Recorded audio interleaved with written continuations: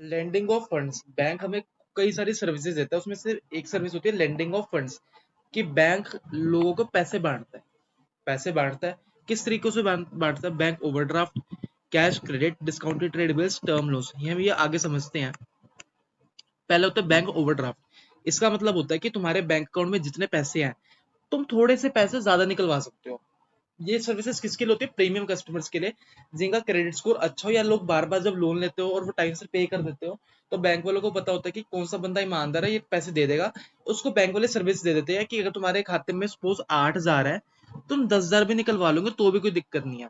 ये एग्जाम्पल के साथ समझ लो, थोड़ा आसान हो जाएगा। भाई मैंने गाड़ी लेनी है, मेरे खाते में 8,000 रुपए है, मैंने 10,000 की गाड़ी लेनी है, मैंने 10,000 रुपए खाते से निकलवा लिए। कैसे निकलवा लिए? बैंक में तो 8,000 है, भाई 8,000 तो मैंने अपने निकलवा लिए। 2,000 रुपए मुझे बैंक वालों ने दे दिए कि चलो कोई बात नहीं, तुम ले लो, तुम ईमानदार हो, तुम हमें वापसी कर दोगे। पर एज अ रिजल्ट इसका क्या हुआ? बैंक में 2,000 रुपए माइनस में चले गए। खाते में 8,000 थे, 10,000 रुपए निकलवा लिए, बैंक 2,000 माइनस में चला गया। अब नेक्स्ट टाइम जब मैं 5,000 रुपए अगर जमा कराता हूँ, तो मेरे पॉजिटिव बैलेंस में 3,000 ही आएगी, क्योंकि 2,000 तो मेरे इसमें एडजस्ट हो गए ना। यहाँ पे बैंक ओवरड्राफ्ट खत्म होता है कि तुम्हारे खाते में जितने पैसे, जब तुम उससे ज्यादा निकलवा लो, उसको बैंक ओवरड्राफ्ट कहेंगे। फिर आता है डिस्काउंटेड ट्रेड बिल्स। इसका मतलब होता है कि भाई मैंने ना एक कस्टमर को, बायर को, 2 लाख का मोबाइल बेचा, 2 लाख का मोबाइल बेचा। उसने ना मुझे चेक दे दिया कि भैया ये ना 2 महीने बाद का चेक है, आप इसको कैश करा लेना। चलो बंदा जानकार था, मैंने चेक ले लिया। चेक लेके मैं चेक मैंने अपने पास रख लिया कि 2 महीने में पैसे निकलवा लूंगा। पर अनफॉर्चुनेटली मुझे किसी कारणवश मुझे 2 लाख रुपए 45 दिन बाद अर्जेंट में नीड पड़ गई। भाई मैं ढूंढू पैसे कहाँ से लाऊं, पैसे कहाँ से लाऊं। मैं ना बैंक वालों के पास चला गया, मेरे पास चेक तो पड़ा ही था, मैं बैंक वालों के पास चेक लेके चला गया कि बैंक बैंक बैंक मुझे ना 2 लाख रुपए दे दो। मेरे पास एक बिल पड़ा है, बिल मतलब चेक पड़ा है। मैंने बैंक वालों को बोला मेरे पास 2 लाख रुपए का चेक पड़ा है, ये चेक ले लो, मुझे 2 लाख रुपए कैश दे दो। भाई बैंक वालों ने क्या करा, मुझे ना 1,80,000 रुपए टेबल पे रख दिया।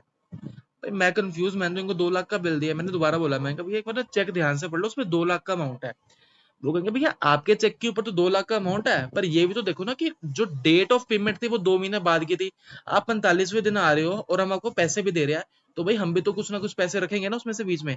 ध्यान से समझना, कस्टमर ने मुझे 2 महीने बाद का चेक दे दिया, 2 महीने बाद का 2 लाख रुपए का। इसका मतलब मुझे 2 महीने बाद 2 लाख रुपए मिलने थे, पर मुझे 45वें दिन मुझे पैसे की नीड पड़ गई। मैंने क्या करा, चेक लेके बैंक वालों के पास चला गया कि भैया मुझे ना 2 लाख रुपए दे दो, ये मेरा चेक है, ये आप आगे पैसे निकलवाते रहना बाद में, 2 महीने बाद दे देगा बंदा, पर मुझे अभी पैसे दे दो। भाई बैंक वालों ने मुझे 2 लाख की जगह 1,80,000 रुपए दे दिए। मैंने पूछा क्यों?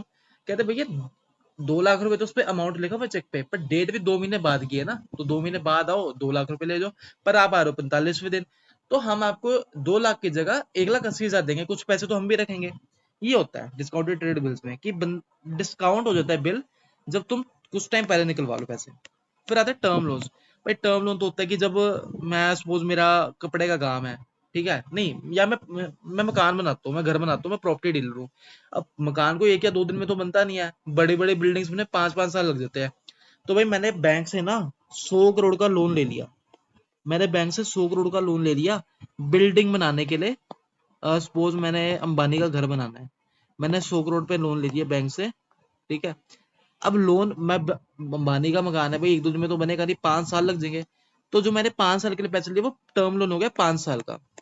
फिर आता है कैश क्रेडिट। भाई कैश क्रेडिट होता है जब सपोज मैंने जैसे भारत में क्या होता है, लोग घर लेते हैं ना, घर तो नहीं, जब लोगों को अपने बिजनेस के लिए पैसे चाहिए हो, तो बंदा बैंक के पास जाता है कि हमें ना 5 लाख रुपए का लोन चाहिए, 5 लाख का लोन चाहिए। तो बैंक वाले कहते हैं तुम 5 लाख रुपए तो लेके जा रहे हो, तुम बाद में पैसे दो ना, तो तुम इसके बदले हमारे पास कुछ गिरवी रख दो। तो गिरवी में बंदा कहता है घर के कागज रख देता है, लोगों को सबसे पहले घर के कागज ही याद आते हैं। ठीक है, ये बात देख लेना। 5 लाख रुपए तो तुम्हें लोन चाहिए काम के लिए, तुम बैंक वालों के पास गए कि जी हमें ना 5 लाख रुपए चाहिए, 5 लाख रुपए चाहिए, दे दो। वो कहेंगे भैया 5 लाख रुपए ले जाओ, पर आप हमें पता नहीं ईमानदार हो या नहीं हो, आप हमारे पास कुछ गिरवी रख दो। तो ये जो बंदा है जिसको लोन चाहिए, वो बैंक वालों के पास घर के कागज रख रहा है, ठीक है, घर के कागज रख रहा है, और बैंक वाले इसको फिर उसके बदले, कागजों के बदले 5 लाख का लोन दे देंगे।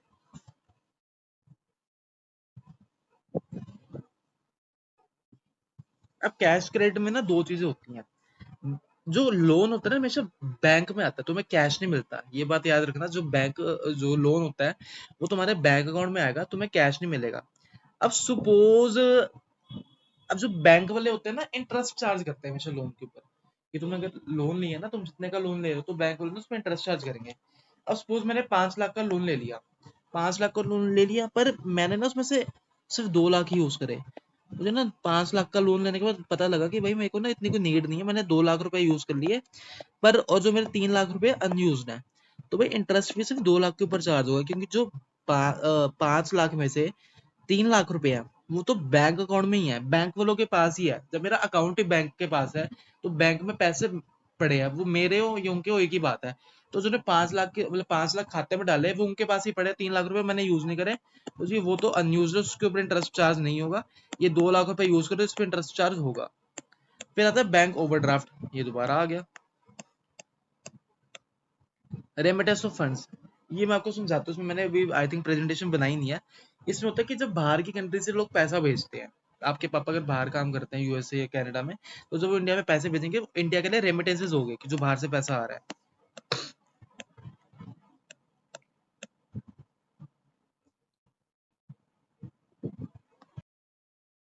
फिर आता है इसमें बैंक में और क्या क्या सर्विसेज देता है। ठीक है, पहले आता है बैंक ड्राफ्ट। बैंक ड्राफ्ट में क्या होता है, बैंक ड्राफ्ट में आपको समझाता हूँ। मैं हूँ सेलर, ये है बायर।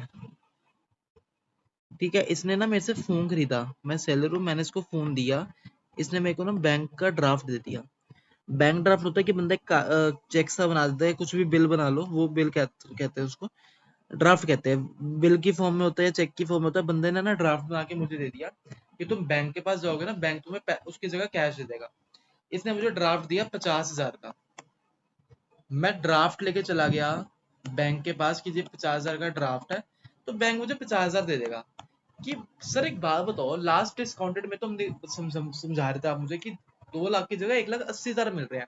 अब यहाँ पे आप 50 की जगह 50,000 रुपए ले रहे हो।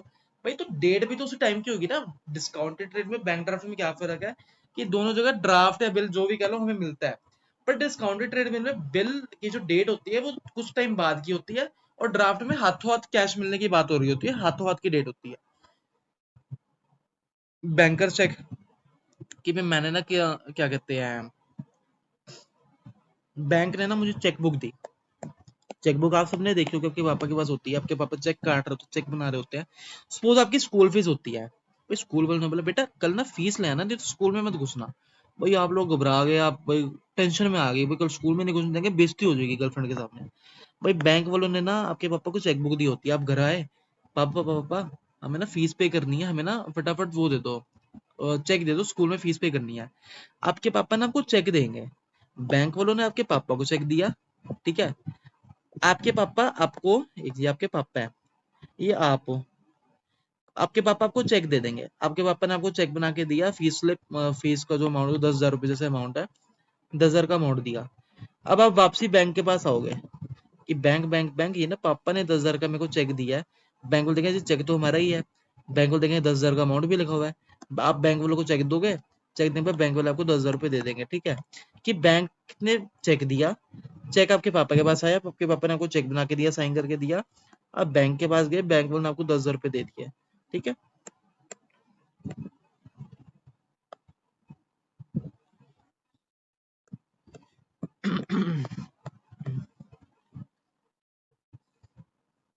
Real time gross settlement, RTGS.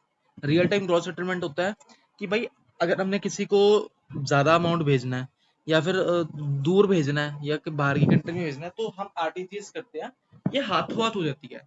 और इसका मेन पर्पस होता है बड़े बड़े अमाउंट्स के लिए, और इसका मिनिमम अमाउंट रिक्वायर्ड ही 2 लाख रुपए होता है, कि अगर 2 लाख से नीचे तुमने कहना तुम करा ही नहीं सकते आरटीजीएस।